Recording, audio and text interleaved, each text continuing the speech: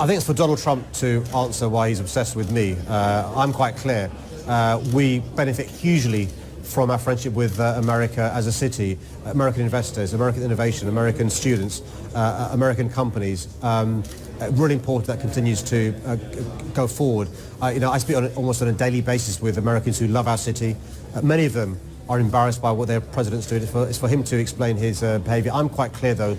We are a pro-American, pro-America city. They're our closest ally. We want to make sure that relationship flourishes and thrives. And listen, presidents come and go, but our special relationship won't.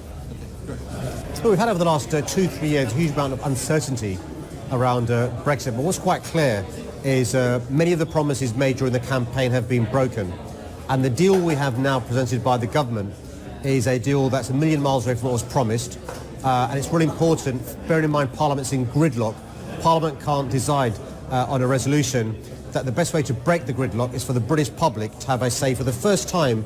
Do we accept the deal negotiated by the government with the option of remaining in the European Union? I think it should happen sooner rather than later.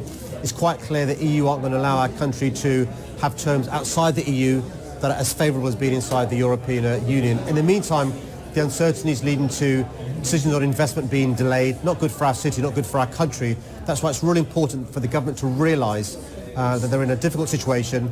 The best way to unlock it is give the British public a say. The policy nationally from the conference last year was for all options to be on the table, and that includes, if we can't have a general election, a public vote. I'm quite clear now there's not going to be a general election. It's quite clear now that the government's not going to accept Labour's amendments to their deal. In those circumstances, I think we should be having a public vote. That's the Labour position, and my concern has been the lack of clarity in relation to our position, and I'm hoping sooner rather than later that position is made more clear nationally. So that's something Jeremy Corbyn needs to do. Well, I think the National Labour Party needs to be more clear in relation to our position. One of the things about politics is to make it more complicated than it needs to be. We should, in precise, simple terms, explain our position. And my view is, for pragmatic reasons, give the British public a say for the first time to accept the deal negotiated by the government with the option of remaining in the EU.